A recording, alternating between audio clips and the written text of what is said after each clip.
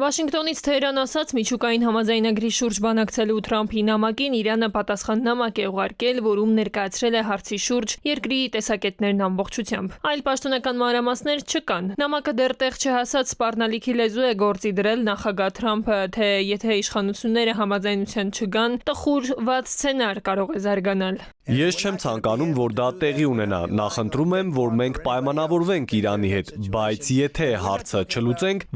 շատ վատ բաներ կպատահեն Իրանի հետ։ Կամ Իրանը կխոսի Թրամփի ուզած լեզվով, կամ գործի կդրվեն զենքեր Իրանի ուղղությամբ։ Թրամփի հրապարակային խոսքն այս մասին է։ Նամակը Իրանի գերագույն գլխավոր առաջնորդ Այաթոլլահ Ալի Խամենեին ներառում էր երկամսյա վերջնաժամկետ նոր միջուկային համաձայնագրի կնքման համար։ Թրամփի վարչակազմին մոտ կանգնած աղբյուրները գաղտնազերծում էին ըստ այդ կոշտ նամակի, եթե Իրանը մերժի Թրամփի առաջարկը եւ չբանակցի, ապա Իրանի միջուկային օբյեկտների դեմ ԱՄՆ-ի կամ Իսրայելի ռազմական գործողությունների հնարավորությունները կտրուկ կմեծանան։ Իրանագետն ասում է, թեև երկրների միջև դիվանագիտական լեզուն սուր է, բայց ռազմական բախման չի տանի։ Երկուստեք շահերն են այդպես հուշում։ Իրանական կողմն էլ կարծես թե իր համար նախընտրելի պայմաններ է քաշում բանակցային գործընթաց սկսելու համար, կարծես թե Իրանը ցանկանում է դուրս թողնել նախ հրթիռային ծրագիրը եւ ԱԹՍ ծրագրերը եւ բանակցել միայն միջուկային զենքի շուրջ, իսկ Թրամփի իշխանությունը եւ ապահովությունը փորձում է Իրանի ռազմական կարողությունները որոշակիորեն սահմանափակել։ Անցյալ շաբաթ Խամենեին Թրամփի նամակն ու բանակցությունների վերաբերյալ նրա առաջարկը որակել էր խաբեություն, որը միայն կոչված է ստեղծելու տպավորություն, որ Իրանը հրաժարվում է բանակցություններից։ Սակայն մի քանի ժամ անց ՄԱԿ-ում Իրանի առաքելությունը չէր բացառել, որ բանակցություն կլինի։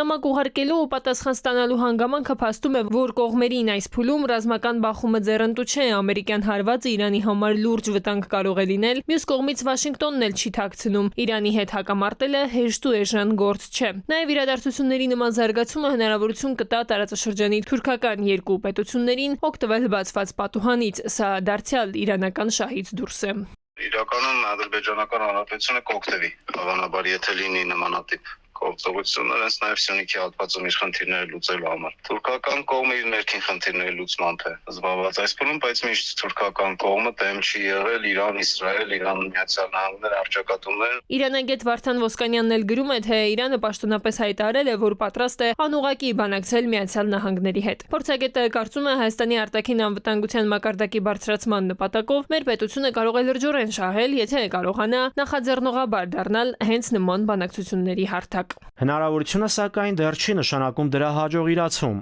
Ուստի այս հարցում որպես առաջին քայլ անհրաժեշտ է համակարգված աշխատող հայկական երկու հատուկ բանագնացների նշանակում, որոնցից մեկը կաշխատի իրանական, իսկ մյուսը ամերիկյան ուղղությամբ։ Իրանի շուրջ իրադարձությունների ցանկացած սցենարը դրամաբանորեն հետևանքներ կունենա նաև Հայաստանի համար։ Փորձագետները թեև այս պահին ռազմական բախման վտանգ չեն տեսնում, բայց մյուս կողմից զգուշացնում են, Իրանի վրա իսրայելական կամ ամերիկյան հնարավոր հարձակումը կթուլացնի այդ երկրին այլ ճակատներում։ Թեհրանի տարածաշրջանային ազդեցությունը կարող է թուլանալ։ Տիգրան Գուրգենյան, ժամը լրատվական։